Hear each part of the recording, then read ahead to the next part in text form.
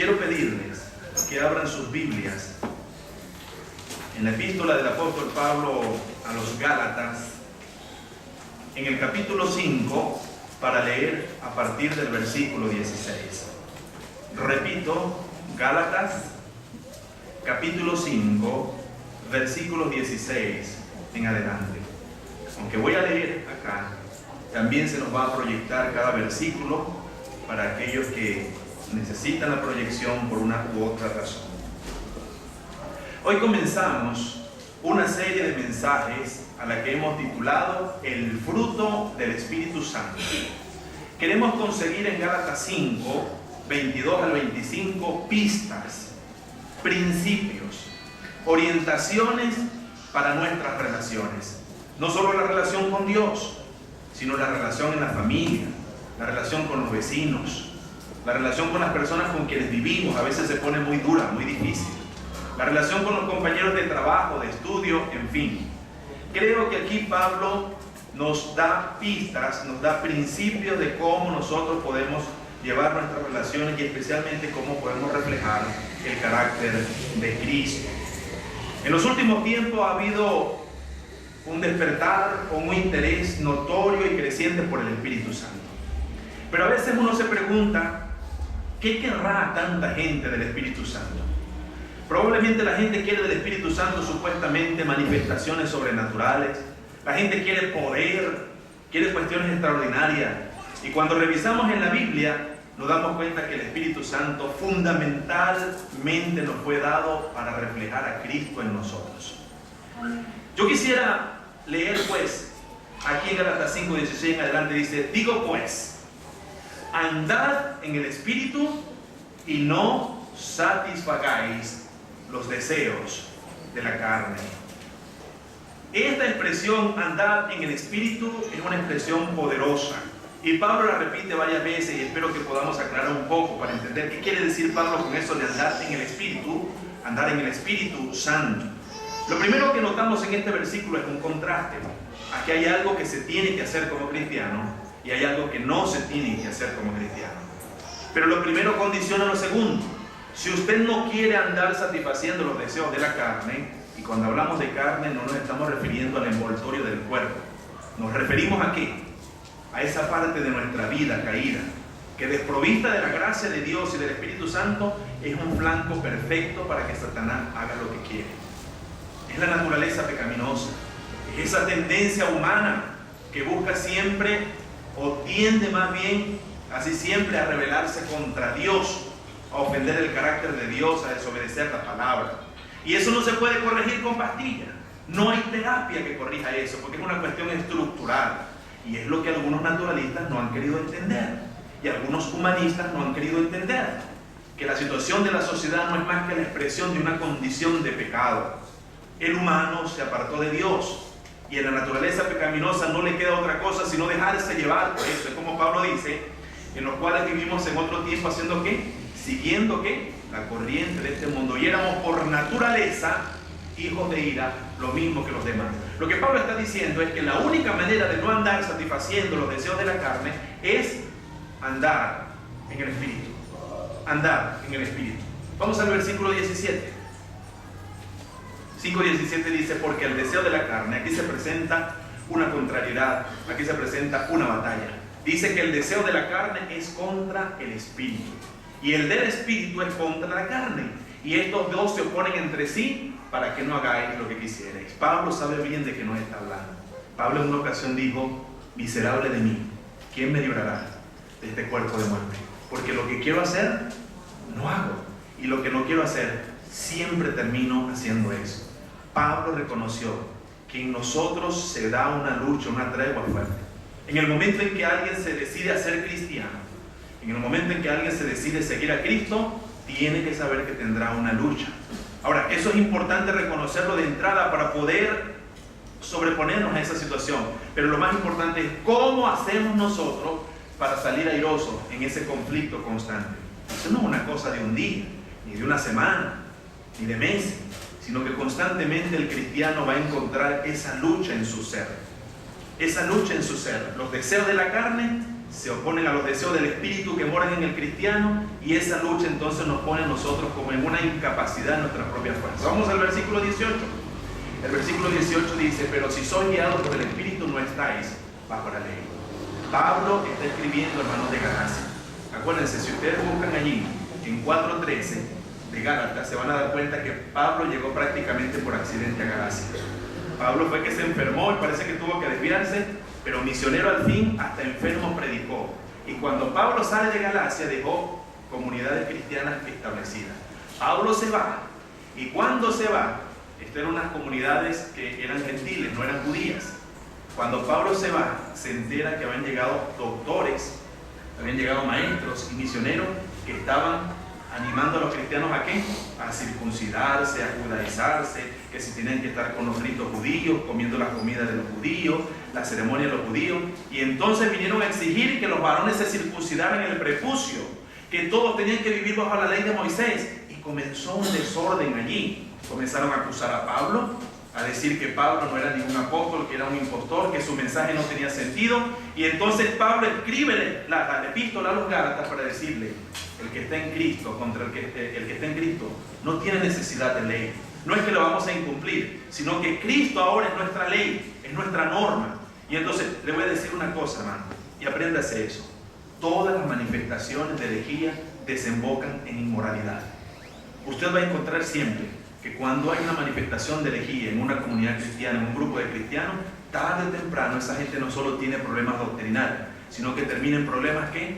Morales. Y Pablo escribe la carta a los Gálatas con 3 propósitos. 1, para defender su ministerio.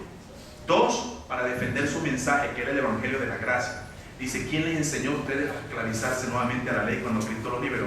Y 3, para invitar a los hermanos a vivir en la libertad del espíritu. En ese contexto es que Pablo dice: ustedes tienen que ser libres en el espíritu. No es por cumplir la ley, no es porque usted está cumpliendo reglamentos, es porque el espíritu que vive dentro de usted le anima a glorificar a Cristo. Versículo 19. Comienza aquí y dice: manifiestas son las obras de la carne. Quédese con esa expresión en plural. ¿Cómo le llama lo que tiene que ver con la carne? Dice: las obras de la carne. A diferencia del espíritu, ¿cómo le llama? El fruto del espíritu. El segundo es singular. El primero que está hablando aquí, las obras de la carne, es que plural. Dice que las obras de la carne se manifiestan. Ya he dicho que la carne tiene que ver con esa parte de nuestro ser, esa parte caída nuestra que es tendiente a ir en contra del carácter de Dios y de la palabra del Señor. ¿Cuáles son las obras de la carne? Adulterio, fornicación, inmundicia, lascivia, idolatría, hechicerías, enemistades, pleitos, celos, iras, contiendas, disensiones, herejías, envidias, homicidios, borracheras, orgías, cosas semejantes a estas. ¿No le llama la atención esa expresión? O sea, Pablo dice: y pare de contar, y pare usted de contar. ¿Saben lo que estaba haciendo Pablo? Aquí a los estudiosos, a los que les gusta, a los hermanos, y eso es muy bueno, estudiar y averiguar las cosas. Pablo estaba citando lo que en aquel tiempo era común, unos documentos que se conocían como catálogos de vicios y virtudes. Y surgieron muchas en Grecia, y surgieron muchas en Roma. Y Pablo utiliza la misma idea y dice: Pablo lo que está proponiendo es que quien anda en el Espíritu se distingue porque evidencia en su carácter el fruto del Espíritu. Y quien anda dominado por su propia naturaleza destructiva lo va a manifestar tarde o temprano. Las obras de la carne están en plural porque la carne hace eso, despedaza al ser humano, lo fragmenta. Y nosotros vemos como un ser humano es reducido a la borrachera. Y vemos como un ser humano es reducido a la pornografía. Y vemos como un ser humano es reducido a la prostitución. Las obras de la carne lo que andan es despedazando al humano, deshumanizándolo. Porque el ladrón ha venido ¿para qué? Para hurtar, para matar y destruir. Y tiene muchas manifestaciones de hacerlo. En cambio, el fruto del Espíritu lo que hace es integrarnos. Por eso es una sola cosa. Porque en nuestro carácter integra mi pensar, mi mirar, mi oír, mi hablar y mi comportar. Entonces es fruto porque son como los pétalos de una sola rosa. El Espíritu Santo nos integra, nos armoniza. En vez de andar por ahí desperdigado con el cuerpo como instrumento de injusticia, con una mente dedicada al pecado, el Espíritu nos integra en el fruto del Espíritu. El versículo 22. hay un contraste aquí, dice, más el fruto del Espíritu. Hay una versión que dice, pero cuando usted se somete al Espíritu Santo, el fruto que usted va a manifestar es diferente. ¿Y el fruto del Espíritu Santo cuál es?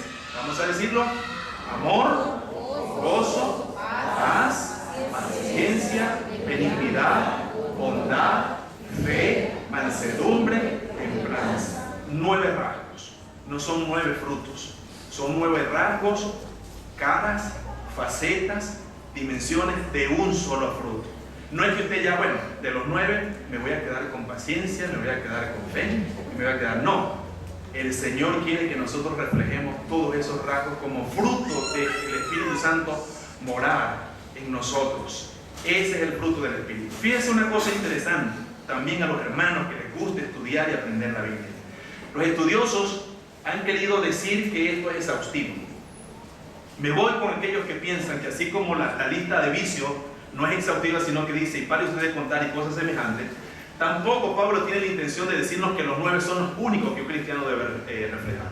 Porque en otros pasajes del Nuevo Testamento hay otros rasgos también que se espera que usted y yo manifestemos, por ejemplo, como solidaridad. Y en fin, pero yo sí creo que estos 9, son bien representativos de cómo es Cristo. Algunos han tratado de clasificarlos en 3. Dice, los 3 primeros, volvamos al versículo anterior, por favor. Hay 3 que apuntan a Dios. ¿Cuáles son? Amor, gozo y paz. Dicen algunos, como rasgo que solo Él da y que solo Él cultiva. Los estudiosos han dicho, los 3 que siguen, que son ¿cuáles? Paciencia, benignidad y bondad, ¿apuntan a quién? A mi trato con otro, a los demás. Y algunos estudiosos dicen que los 3 que faltan, que son ¿qué? Fe, mansedumbre y templanza, tienen que ver con algo que yo debo cultivar en mi carácter. Sea esto cierto o no, es interesante verlo como que si algunos apuntan a Dios, otros apuntan al prójimo y otros apuntan a mí. No creo que sea tal cosa así estrictamente hablando. Yo creo más bien, y les voy a decir por qué. ¿Cuál es el que destaca de todos estos rasgos en la lista? ¿Cuál es? El amor. ¿Se acuerdan cuando Pablo dijo, estos son los 3 que permanecen? ¿Cuáles son? La fe, la esperanza y el amor. ¿Y el mayor de ellos cuál es? El amor. ¿En qué consiste el primero y el más grande mandamiento? En amar a Dios. ¿Cuál es la máxima expresión del amor? Dice, mas Dios muestra su amor para con nosotros en que siendo pecadores, Cristo murió por nosotros. Y este versículo allá arriba, Juan 3:16 dice, porque de tal manera amó Dios al mundo. De hecho, la Biblia dice que no solo es que Dios da amor, sino que Dios es amor. O sea, quisiera mencionar acá, les voy a proponer esto. Y al final lo importante no es cómo lo clasifiquemos, sino qué comprendemos y cómo lo vivimos. Me parece que los 8 que siguen son caras del primero. Así el gozo es el amor sonriendo. Así la fe es el amor confiando. Y es lo que voy a proponerles en este tiempo. Durante esta semana vamos a describir cada rasgo. Vamos a presentar a Cristo como modelo de ese rasgo. Vamos a ver por qué es difícil cumplir ese rasgo hoy en la familia, en el trabajo y en el mundo. Y al final cómo cultivar ese rasgo en nuestra vida nos puede ayudar a reflejar a Cristo y a ministrar. Quisiera compartir algunas cosas para ir concretando. Lo primero que quisiera decir es recordar la función del Espíritu Santo en nuestra vida. ¿Quién es el Espíritu Santo? El Espíritu Santo no es la fuerza activa de Dios. El Espíritu Santo no es una cuestión etérea. El Espíritu Santo no es una energía. El Espíritu Santo es una persona. Porque Cristo lo trata como persona. Porque hace cosas que solo las personas hacen. Y el Espíritu Santo no solo es persona, sino que el Espíritu Santo es la tercera persona de la Trinidad. Es Dios. Ahora, ¿para qué viene el Espíritu Santo? Quiero proponerles 4 obras del Espíritu Santo que nos ayudan a comprender su fruto. En primer lugar, el Espíritu Santo revela a Cristo como Salvador. Cristo dijo, si yo me voy, ¿les voy a enviar a quién? Al Consolador. ¿Y qué va a hacer el Espíritu Santo? Él va a convencer al mundo ¿de qué? De pecado, de justicia y de juicio. Miren, nadie se convierte por ideas ni por ritos. La conversión del alma y del ser y del espíritu es obra del Espíritu Santo. El Espíritu Santo vino para convertirnos, para llevarnos a Cristo como Salvador. En segundo lugar, El Espíritu Santo ha venido para iluminarnos, para comprender ¿qué? La palabra de Dios. Toda escritura es ¿qué?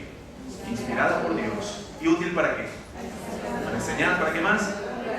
Para corregir, para redarguir, para instruir, para corregir, para instruir en justicia, a fin que el hombre y la mujer de Dios sean ¿qué? Preparados enteramente para toda buena obra. El Espíritu Santo viene a iluminarnos. Lo he dicho varias veces. Personas que encontramos y dicen, pastor, yo leo y leo la Biblia, pero yo no entiendo.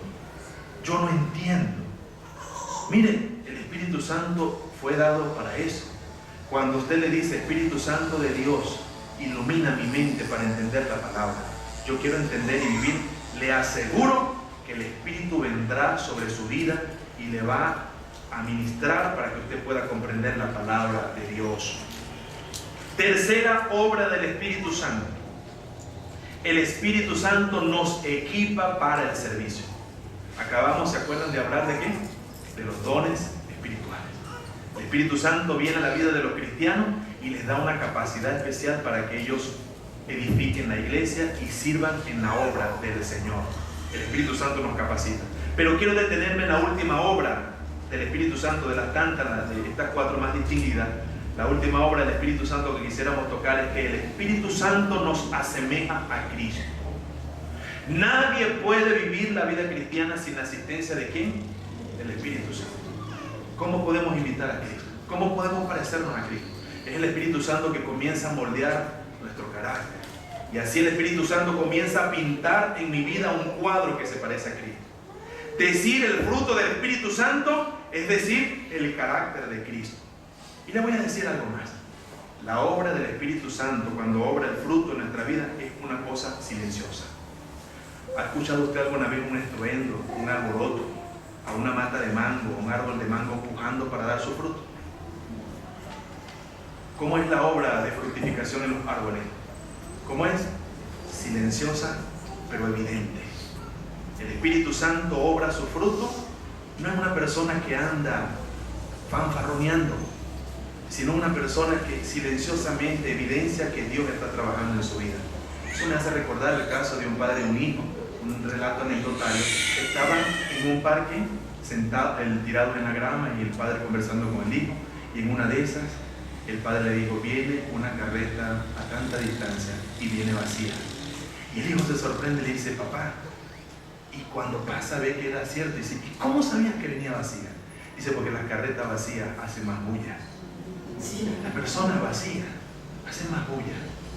La persona que está llena del Espíritu, la persona donde el Espíritu está moldeando el fruto, no anda haciendo fanfarronería. Porque la obra del Espíritu Santo es silenciosa pero evidente. Usted va a ver en esa persona el carácter de Cristo. Ahora, quiero mencionarle finalmente algunas cosas con relación a esto de andar en el Espíritu. La pregunta es, ¿qué es andar en el Espíritu? El domingo que viene voy a comenzar con el primer rasgo, el ágape, el amor de Dios. Y vamos a desarrollar ese rasgo para que nos nutra. Pero Pablo dice varias veces, andar en el Espíritu. Luego Pablo dice en el versículo 25, si vivimos por el Espíritu, ¿qué dice? Andemos también por el Espíritu. 4 respuestas para tratar de explicar un poco qué significa esto de andar en el Espíritu. En primer lugar, andar en el Espíritu es andar con el oído presto para oír lo que Él tiene que decirnos. El Espíritu Santo es un GPS. El Espíritu Santo está constantemente diciendo. ¿Qué dice Apocalipsis? El que tiene oídos, oiga lo que el Espíritu dice a la iglesia. Pero estamos viviendo tiempos muy ruidosos, tiempos de mucha bulla. Por todas partes nos dicen, haz esto, crea aquello, vive así, compra esto, consume esto. Entonces un cristiano que no tiene el oído afinado para percibir lo que dice el Espíritu Santo, no anda en el Espíritu, anda en otra onda, anda escuchando la voz de su conciencia, anda escuchando la voz de su prioridad o la voz de otro. Pero andar en el Espíritu es disponer el oído para discernir lo que Él tiene que decir. Ahora, yo creo que hay 2 maneras en que el Espíritu nos dice las cosas. En primer lugar, por su palabra. Si usted no lee la palabra, usted no va a tener acceso a la voz del Espíritu. estamos proponiendo el plan de leer toda la Biblia en un año. Y yo quiero animarle, aunque esté atrasado ya con más de 30 versículos, busque la hoja al final, se la pueden dar de enero, y así tendremos de febrero y de marzo. Haciendo una dieta de 3 o 4 capítulos diarios, al final de este año va a tener la bendición de haber pasado por todo el texto sagrado. Y le voy a decir una cosa, muchas cosas se aclaran y muchas cosas cambian en mi vida cuando yo leo de corrido la palabra del Señor con piedad y con fe. Le animo pues a que usted afine su oído espiritual a la palabra de Dios. En segundo lugar, andar en el Espíritu es someterse a su liderazgo. Es someterse a su liderazgo. Bueno, yo no dije la otra manera en que el Espíritu nos habla, ¿cierto? La palabra primero, y segundo es que dice Pablo que el Espíritu de Dios da testimonio ¿a quién? A nuestro espíritu de que somos hijos de Dios. ¿Cuántas veces Él nos ha querido decir cosas y no estamos en sintonía? Segundo, someternos al liderazgo del Espíritu Santo. ¿Se acuerdan cuando Pablo tenía sus propios planes y dice, y el Espíritu Santo no le impidió qué? Le impidió irse hacia dónde. ¿A dónde iba Pablo? ¿A dónde? Bitinia dijo, no es para allá. El Espíritu está para impedirnos. El Espíritu no está solo para darnos poder y para decirnos, está también para decirnos, párate, frena. No es por donde tú quieres, pero bueno, que yo sé, que yo, no es por ahí. ¿Te sometes a mi liderazgo o qué? El Espíritu sabe qué es lo que nos conviene. El Espíritu sabe qué es lo que glorifica a Cristo. El Espíritu sabe lo que agrada a Dios. Ahora, la pregunta es, ¿estamos dispuestos a someternos al liderazgo del Espíritu? Miren, una de las cosas más difíciles para nosotros, y comentamos eso en la reunión de varones, los varones, es darnos cuenta que no tenemos el control. Por eso es que se pelean tanto en la habitación, la esposa con el esposo por el control, y algunos han resuelto el asunto comprando 2 controles, cada quien tiene su control, uno de un lado y el otro del otro lado. Dicen, no, mira, entonces cuando se le acaba la pila a uno, se la piden a otro, que préstame la pila, tú no, tú te quedas con tu control. Cada quien quiere tener su control. Bueno, que eso está bien, si eso va a ayudar a la pareja, muy bien, compren 2 controles, pero en la vida cristiana no se puede tener 2 controles. En la vida cristiana uno tiene que someterse al control de uno solo, que es el Espíritu de Dios. Tercera cosa de andar en el Espíritu.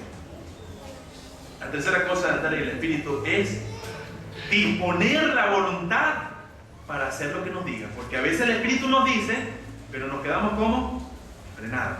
Allá yo sé lo que el Espíritu me dijo por su palabra, pero yo me quedo acá. Cuando usted toma al niño y le dice, fulano, te levantas, ponte la pijama, te lavas los dientes y vas a la cama porque es hora de dormir. Y el muchacho le dice, sí, pero más tarde, o más ahora, o hace cuando quiere. Y a veces, ¿qué está haciendo? En una sola palabra, ¿qué está haciendo? Está desobedeciendo. Por eso el dicho dice que quien obedece tarde termina desobedeciendo.